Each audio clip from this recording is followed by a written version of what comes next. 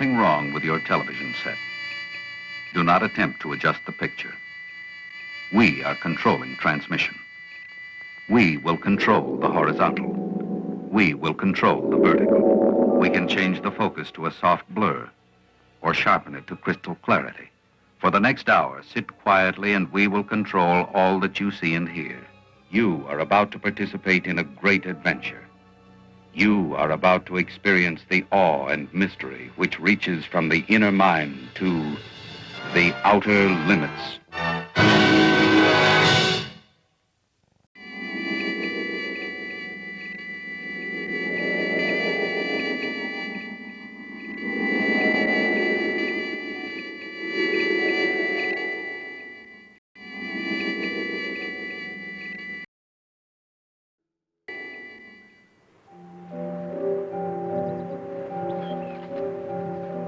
Human life strives ceaselessly to perfect itself, to gain ascendancy. But what of the lower forms of life? Is it not possible that they, too, are conducting experiments and are at this moment on the threshold of deadly success? Make that line fast. Everybody ashore.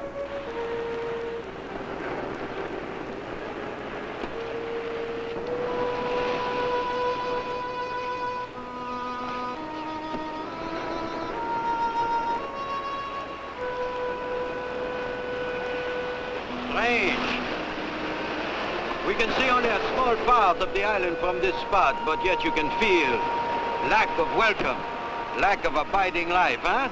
Yeah, I felt the same when I came here before to rescue your first crew. I not only knew that they were gone, but that they were lost completely and forever, body and soul. Please, Lieutenant. Some of those men were our friends from the same institute. I'm sorry, Miss Hunter. I'm not so sure you are right, Monsieur Quinlan. Maybe their bodies are gone, but who can tell of their souls, eh? Maybe if I call to them, they will answer. Their ghosts will answer. McLean! Hello! Hello! McLean!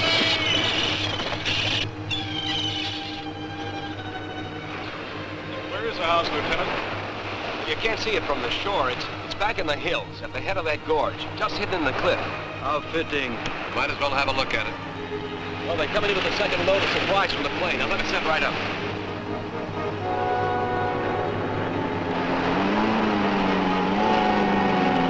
Hold your headway! You can approach! Kate, sit down in there!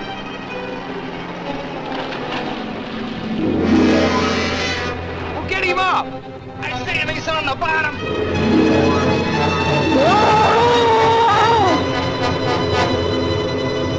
What's the ball up there?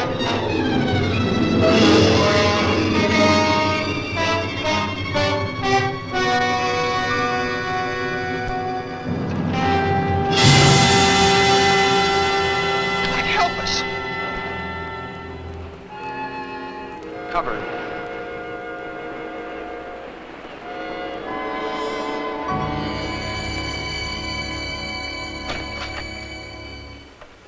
Took his head off.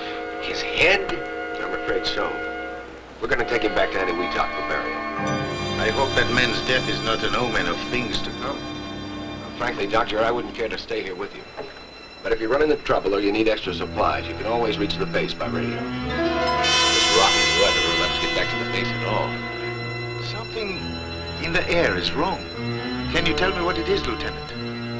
I don't know, sir. Maybe it's because there's no sound. No animal noise of any kind.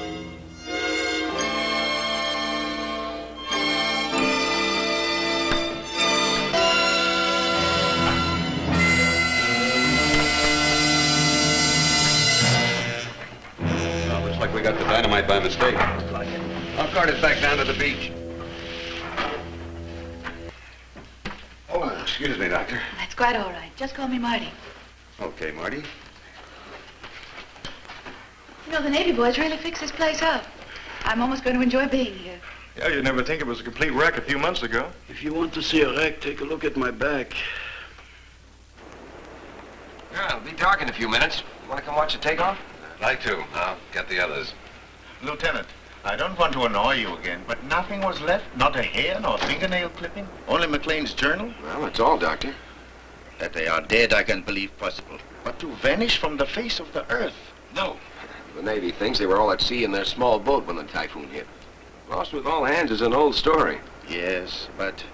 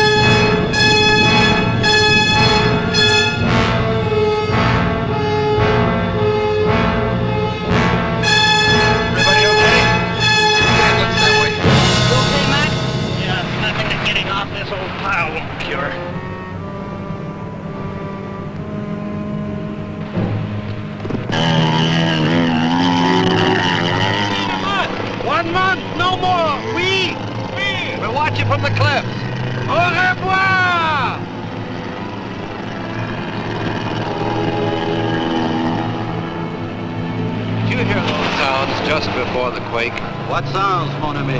The deeper booming, rumbling. No, I'm afraid not.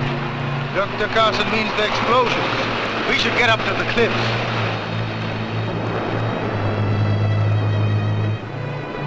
Hey, Hank, you're a scientist. How come they need a demo team like us in this hunk of dirt? I'm no scientist. I'm a technician and a handyman. So you still don't know what's going on? Well, you remember that first big H-bomb test? The one that blew Ujulap Island right out of the ocean? Who forgets that? Well, a tremendous amount of the radioactive fallout came this way. A great seething, burning cloud of it sank into this area, blanketing the island with hot ashes and radioactive seawater. Dr. Vigon's group is here to study fallout effects at their worst. Dr. James Carson is a geologist. He'll try to learn what's happening to the soil. The botanist, Jules Devereaux, will examine all the plant life for radiation poisoning. Martha Hunter and Dale Brewer are biologists. He works on land animalism while she takes care of the seafood. Dr. Carl Vigon is a nuclear physicist. He'll collect their findings and relate them to the present theories on the effects of too much radiation. We blow up mountains for the geologist Carson. But this is the second bunch of brains to come out here. What happened to the first? They were here, and a storm hit, and they were gone. That's all anybody knows. Doesn't anybody wonder? Everybody wonders. They just don't like to talk about it. Come on, we'll miss the takeoff.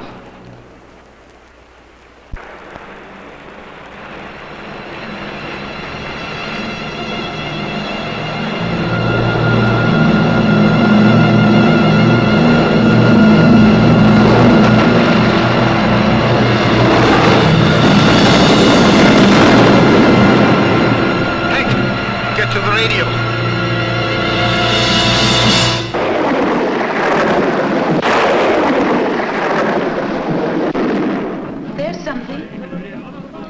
Commercial station. Probably Manila or Samoa.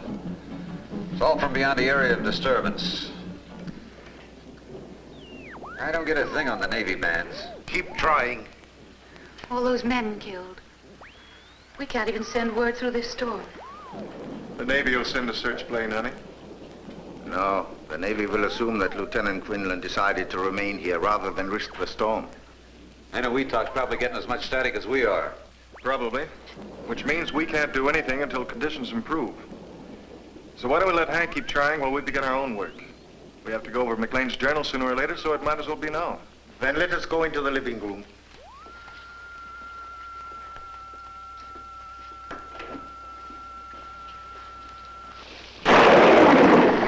Thursday, March 11th. Today, Dr. Vendier's culture failed to produce any sign of bacteria, though left for 5 days in the open.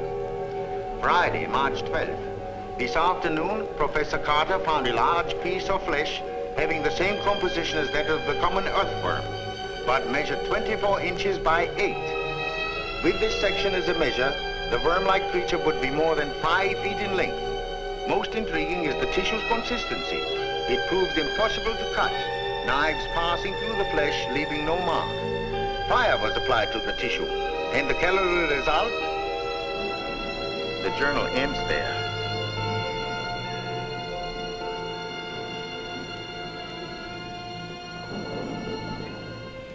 Well, it's getting very late. Why don't we work out tomorrow's schedule and then get some sleep?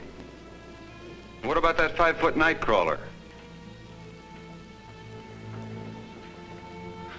Well, excuse me for being so stupid, me and that book you're reading. We weren't laughing at you, Hank. It's just that McLean didn't really mean to imply that the flesh was from a big worm. He said from a worm-like creature. You know, it might have been a sea worm. They've been known to grow much longer than 5 feet. Well, excuse me for shooting my mouth off, but the journal didn't say anything about the sea. Just talked about worms.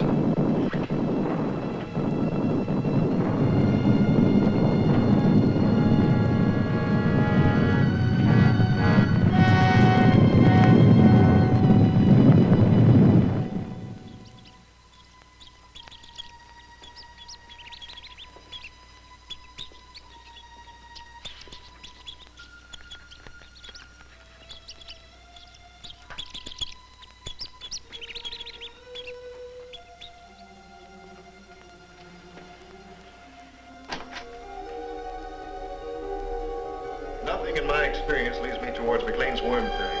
Nothing. You would know better than I. But why, I ask, did the writer stop in the middle of a sentence? Yes, why, Carl? Unless something really unusual happened, I'm sure he would have finished.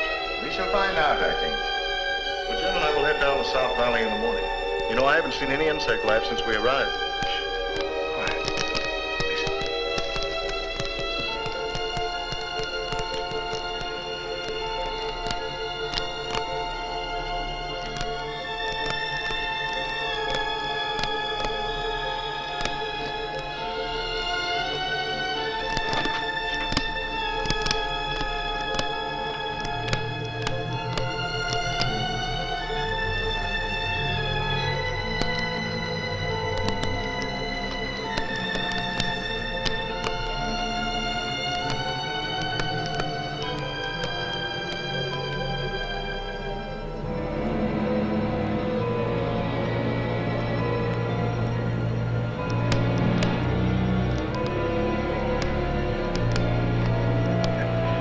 Just the wind.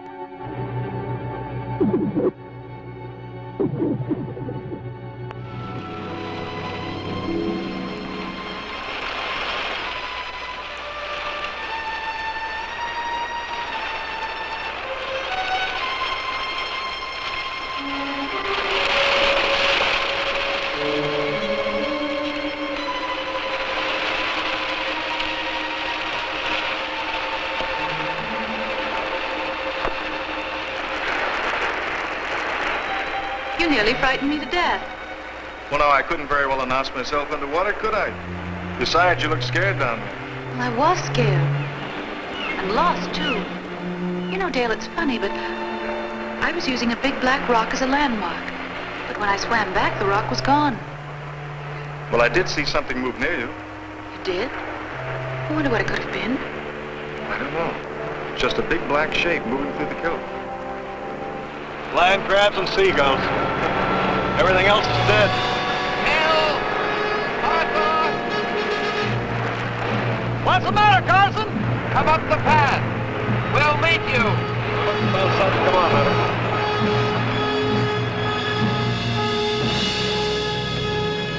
Oh, hold it. That ridge will drop right off. Off what? Come, see for yourself.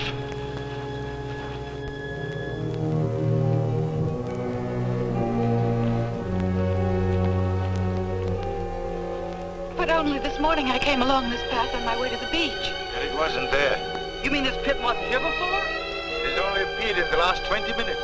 It's at least 50 feet deep. Nothing but land crabs. I want to go down there. No. Why not? You are a geologist. You know that a second disturbance would cause a cave-in that would crush anybody down in the pit.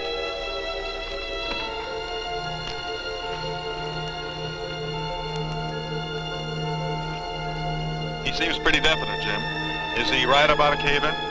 He could be, assuming this was caused by a disturbance.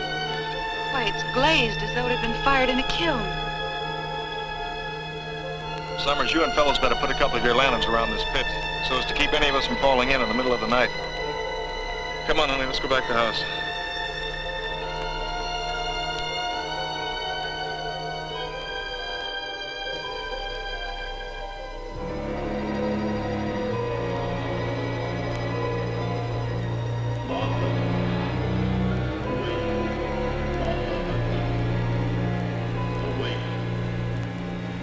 Awake, Martha.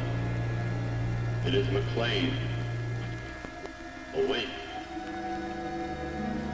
McLean? Martha. Come to me. Help me. Help me.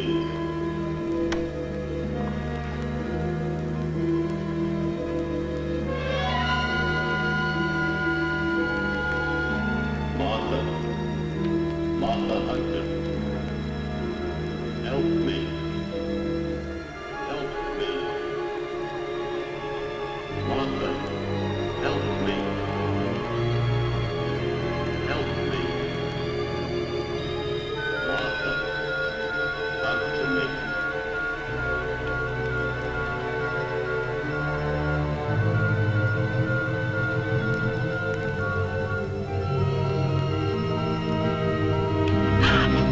Jim. So you heard it too? Yes, it was Orville McLean's voice. He called me as plain as day. Strange, because I only heard him call my name. How could the Navy search the whole island and miss a survivor? He is a survivor. What does that mean? You heard him as well as I? Someone could have been imitating his voice. Well, who would do that? I don't know, but I do know that McLean's dead. Maybe, maybe not. I'm going to find out for sure.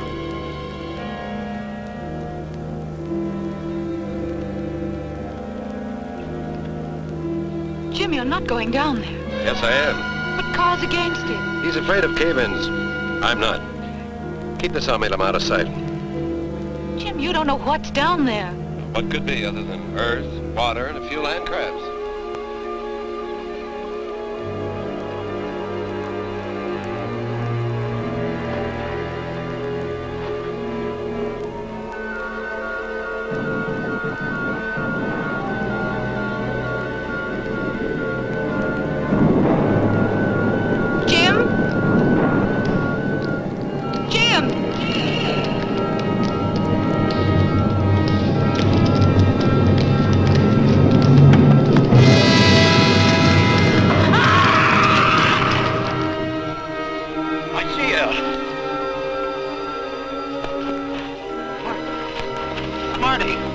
She has fainted, no more. Oh, it's all right, honey, it's all right. Where's Jim? He's in the pit. He went into the pit. I saw the rope go slack. Must have fallen during the quake. I warned him. Carson! Can you hear me? Are you alive?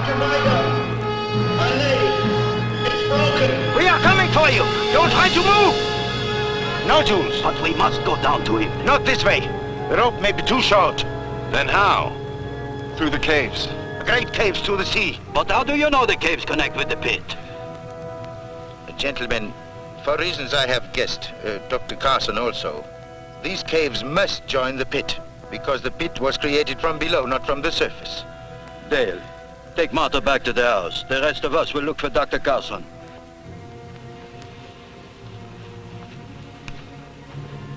Dale, I'm all right. They'll need you with them. If we can bring Dr. Carson out, 2 of us are enough. If we can't, a whole army will do us no good. Are you hiding something from us, Doctor?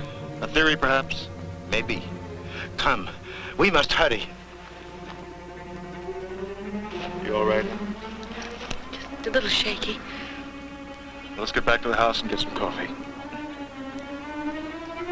Now, what do you want with McLean's journal now, honey?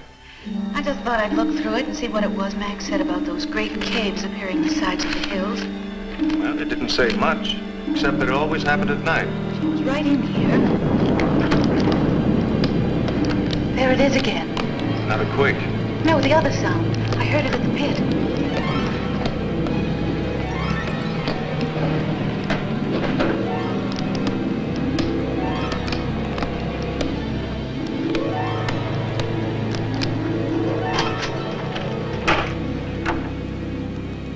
No, if we both hadn't heard it, I'd swear it's my own imagination.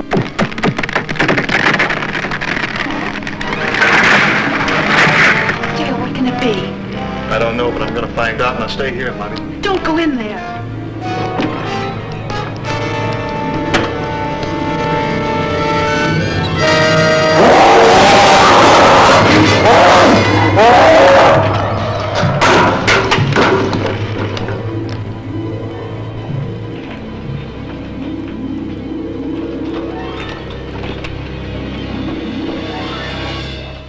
Put out the lights.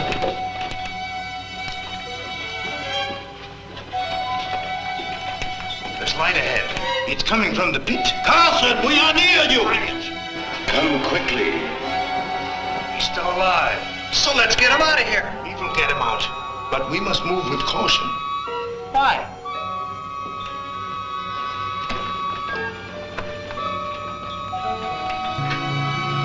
It stopped.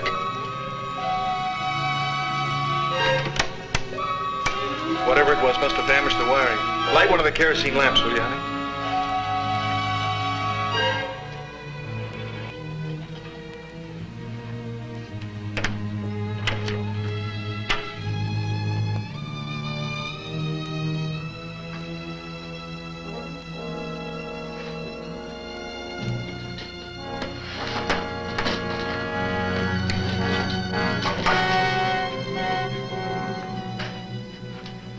Here's your motive.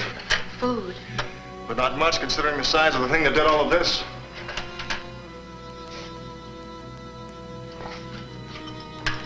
I guess there's no point waiting for the rest to get back. The storm should have let up enough for me to get through to the Navy now. Come on, honey. Oh, Dale.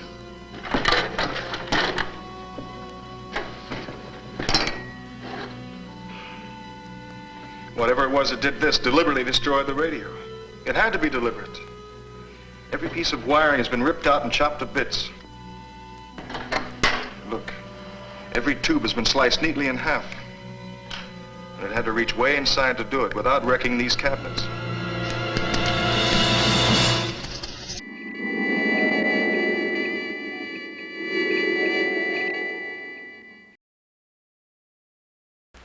Well, all I can say is, why wasn't I invited to the party? Not funny, eh? Well, that's as it should be. Do you think you can fix it? Fix it?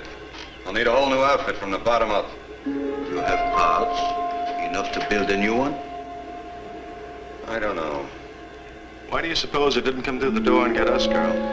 I don't know. I can only guess. It would take considerable power to keep the intruder behind this door. There is power in the lighting in the living room. You mean it's afraid of electricity? I think so. Have you any other ideas?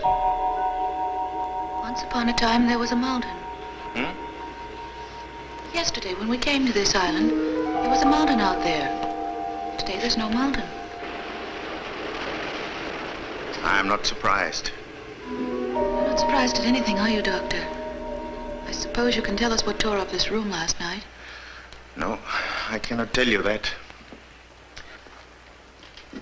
But I can tell you this. Everything that has happened from the death of the first sailor to the destruction of our radio must be somehow related. They are too far from the normal scheme of things to be separate accidents. If there is a single cause, then that cause is outside of nature as we know it. Yes, that is why I insisted on caution entering the caves. We are unquestionably on the brink of a great discovery. It is not likely that that discovery will be of a pleasant nature. I don't understand this. We've covered every exit from the base of the pit. Wounded as he was, he couldn't have crawled this far. And yet still no sign of him. No will be, eh, Carl?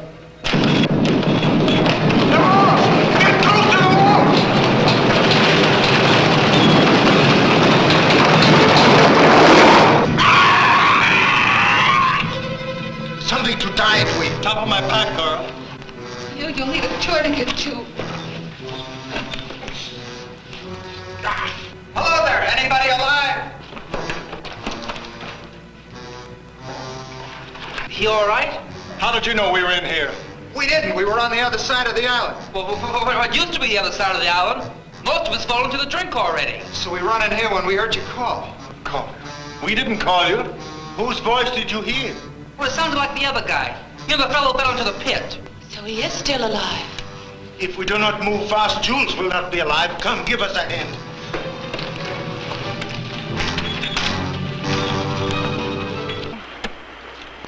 And I'll take one.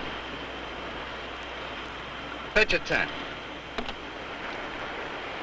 Okay, I bet you 10, and I'll raise you 10.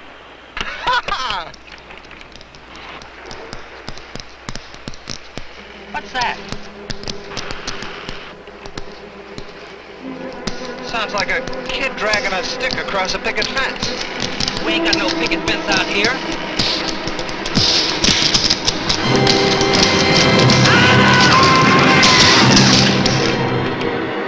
Professor Devereaux. Professor Devereaux. Yes, dear. Seen him around Cummins. Sam Summers. We found Dr. Carson.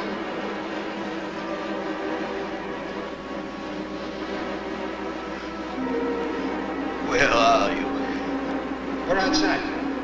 We can take you to Dr. Carson, but you've got to be quiet. Very quiet. Would you come? Yes. Come down the path toward the big pit. We'll meet you there. I'll lead you to Carson. I will be there.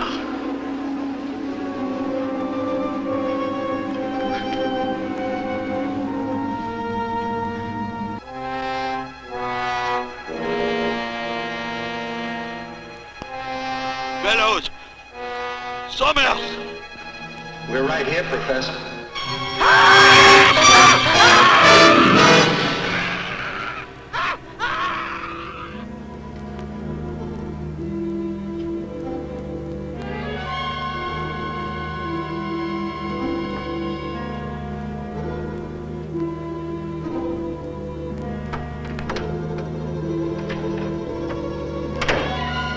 Sounded like Jules. Devereaux? Yes. What is it? I am here. Are you all right? Yes. The pain is less.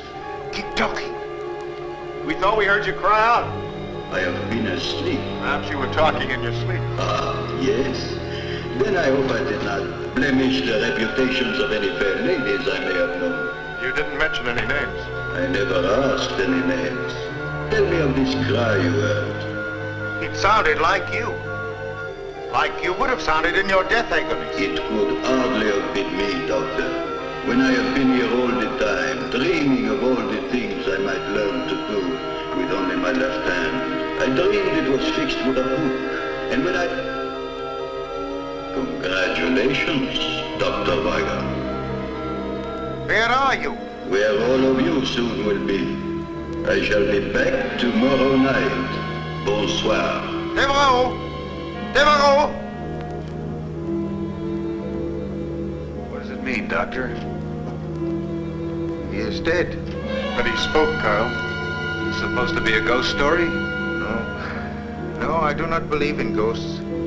We are dealing with a man who is dead, but whose voice and memory live. How this can be, I do not know. But its implications are far more terrible than any ghost could ever be.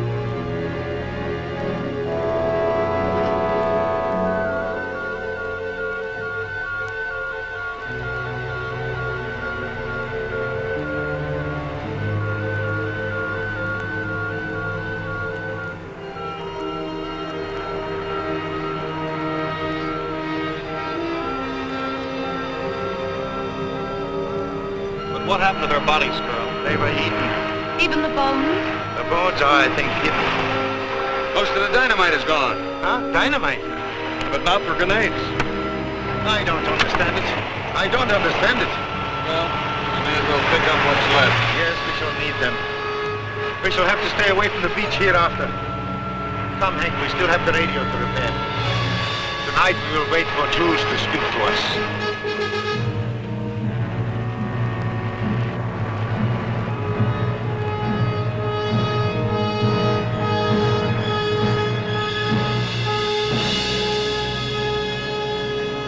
Long after dark. We should have heard him by now. We will hear. Be patient. Good evening, mes amis. I am glad you are all still with us. Be not shocked that the weapon speaks. I transmit, so I must be received. Hearken to all things metal, for I may be in them. What do you want? First, I want to reassure you that I am of sound mind, if not of body. Something remarkable has happened to me. I would like all of you to come and see for yourselves. Where are you, Jules? In the caves, at the bottom of Carson's pit. What about Carson? I'm here too. My leg no longer troubles me. It's all most exhilarating. Will you come? Yes. Wait for us. We'll wait. Let's go. We shall need the equipment. We must go. We have to find out.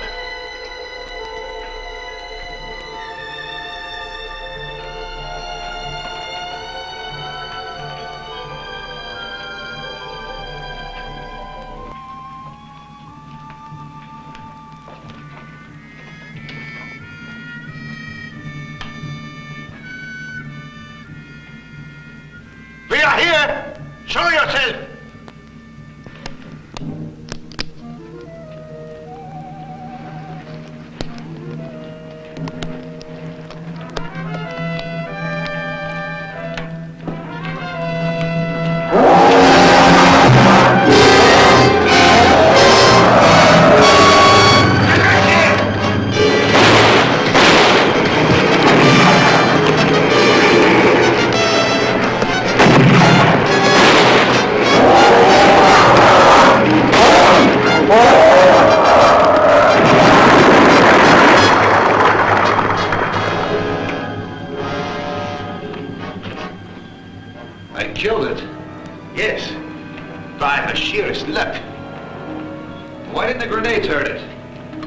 Remember what the journal said about the worm?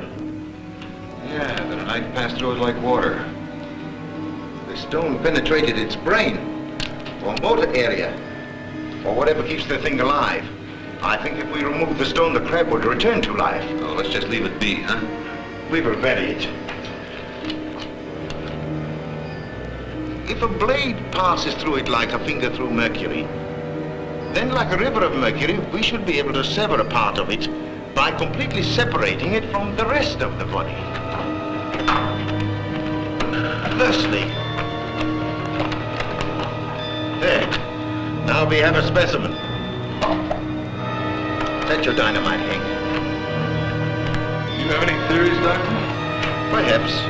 All I can tell you now is that this is a male land crab, which you as a biologist will will know better than I. Yes, Colonel. I know the species appears to be that of an ordinary land crab, but...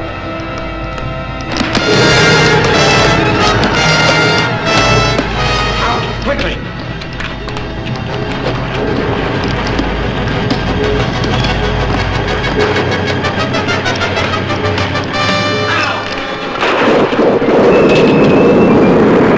You have destroyed McLean and all of his party. You have destroyed them and tried to destroy me. This, mes amis, was one great mistake.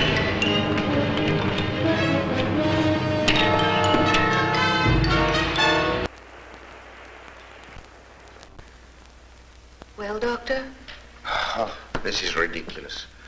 The molecular structure of this crab is entirely disrupted. There's no cohesion between the atoms. I don't understand. Nor do I.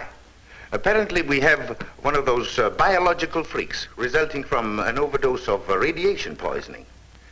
The way to explain it is, look, electricity.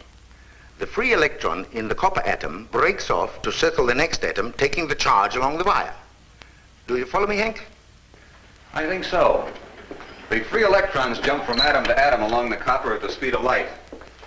I remember that from high school. Yes, atom to atom. Well, something like that has happened to our crab. But instead of free electrons, the crab has free atoms, all disconnected. It's like a mass of liquid with a permanent shape. Any matter, therefore, that the crab eats will be assimilated in its body of solid energy, becoming part of the crab. Like the bodies of the dead men? Yes. And their brain tissue, which after all is nothing more than a storage house for electrical impulses. That means that the crab can eat his victim's brain, absorbing his mind intact and working. It's as good a theory as any other to explain what's happened.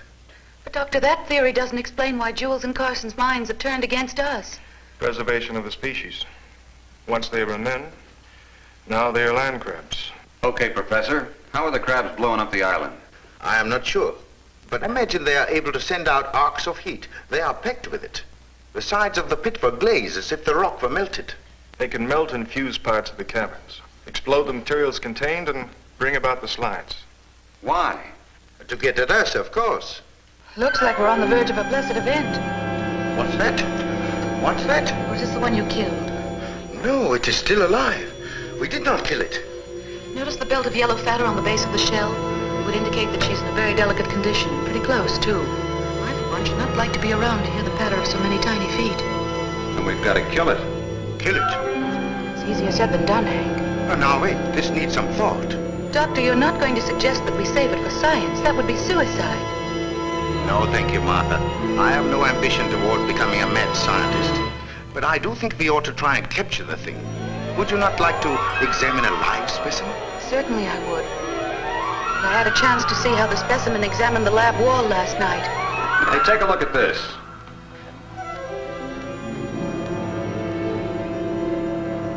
You said something about the crab being afraid of electricity, Doctor. Let's find out.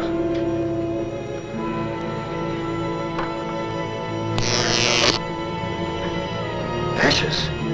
The electricity destroyed the leg in less than a second. That proves that the crab is negatively charged. Yes.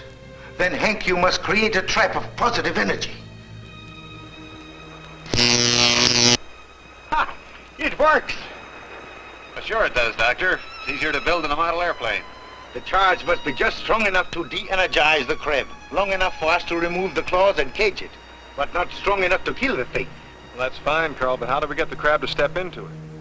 Apparently, the creature sleeps by daytime. We must take the ark and place it in one of the well-traveled cave routes. He has 8 legs with which to step on the plate. I am sure he will manage. Yes, but you'd better select a new approach to the cave. The beach entrance is completely underwater and the pit is...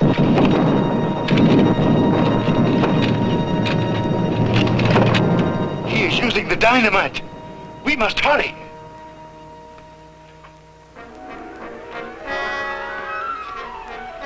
You've already lowered the electric eyes into the cave? Yes, you must place them either side of one of the upper caves. The lower caverns will be flooded by now. Use the underwater channels to the ocean as your escape. We'll try to attract his attention from up here. Take care.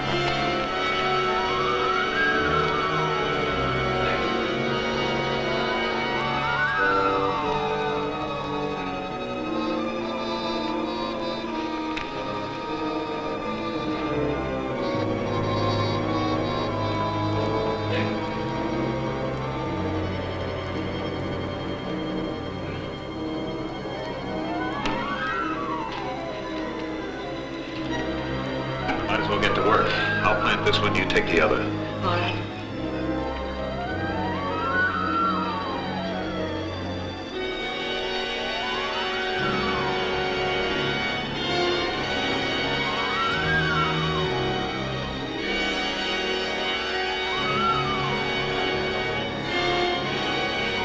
Lonesome in here.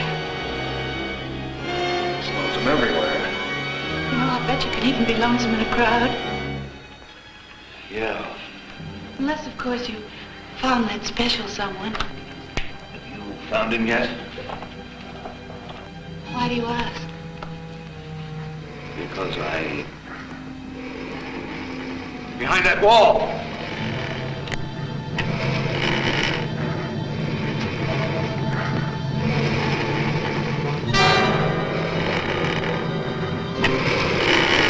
This might be the perfect time to collect some of Dr. Vigan's mercury. If I can't make it back, you get out of here as fast as you can. Thank you.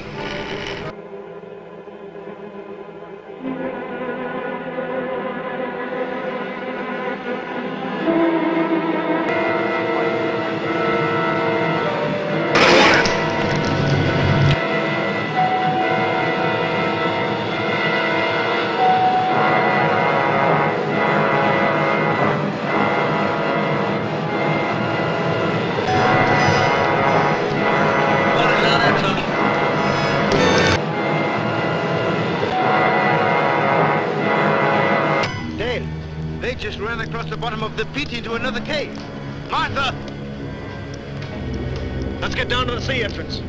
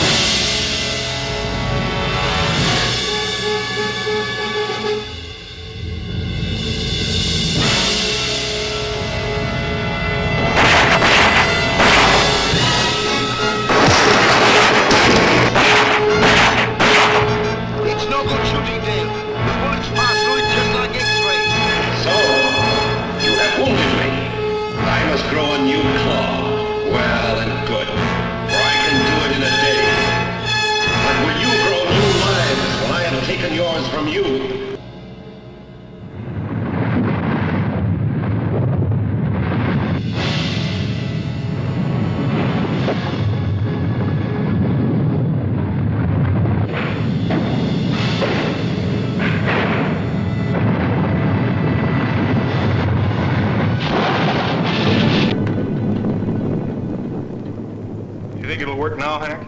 It should. Everything's put together. The generator's always worked. All we have to worry about is the strength of our signal. That is, if Dr. Devereaux and Carson will leave us alone long enough to try it out. I'm afraid they won't.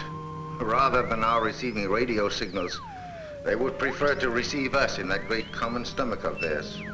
Well, come on, Carl. Let's go out and see what's left of this rock. I hope there is still something left upon which to stand.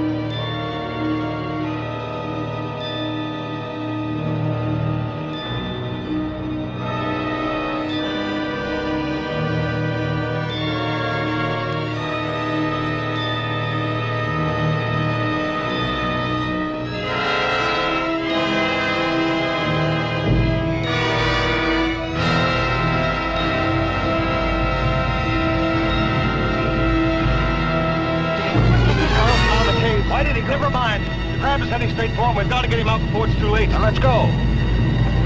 Stay there, Marty.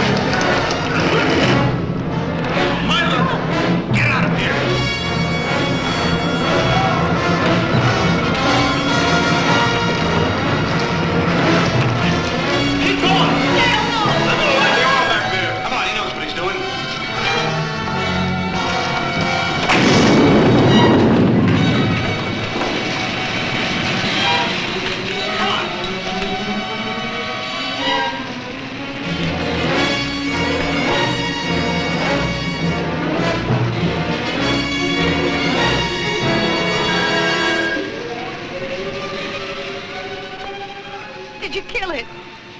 No. He can avoid the mainstream. Of all of us, I thought Carl would be the one to... That fire won't hold it very long. I don't think it matters much anymore, Hank.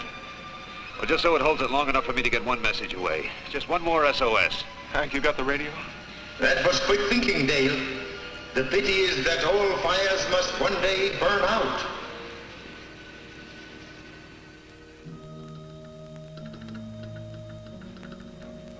You getting through, Hank? How should I know? I'm not on the other end of this thing. Oh, Hank, you must get through. I know it. It's gone dead. I am afraid that won't help you, Hank. By the time ships and planes can arrive, this island will have vanished beneath the waves of the sea. But you will not drown. You will be a part of me. And as with McLean, there will be no evidence of how you vanished, or of my existence. We will rest in the caves and plan our assault upon the world of men.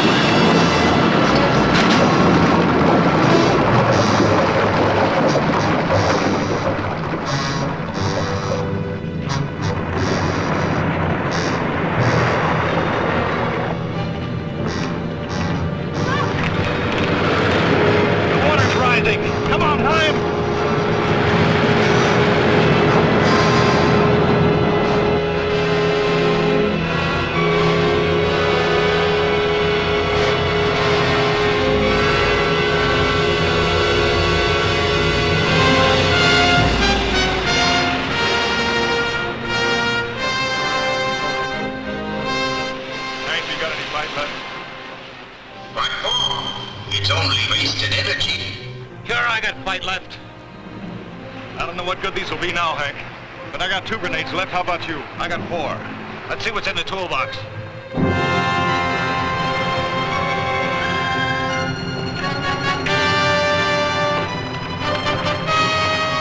Transmitter's still working. Here, this looks good.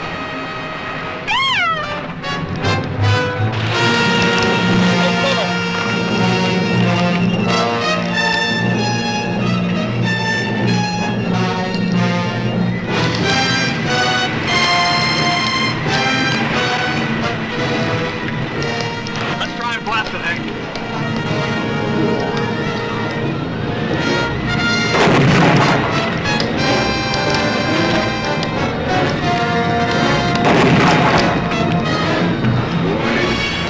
Very foolish.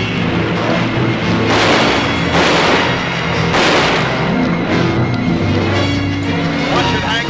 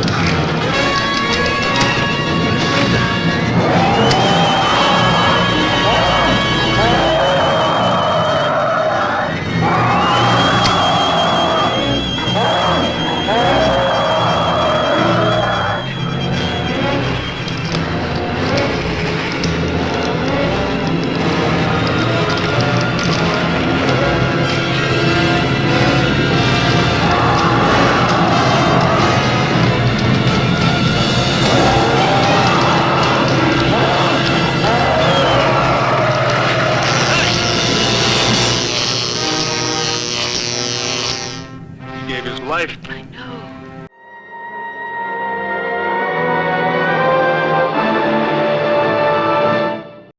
We now return control of your television set to you until next week at this same time, when the control voice will take you to the outer limits.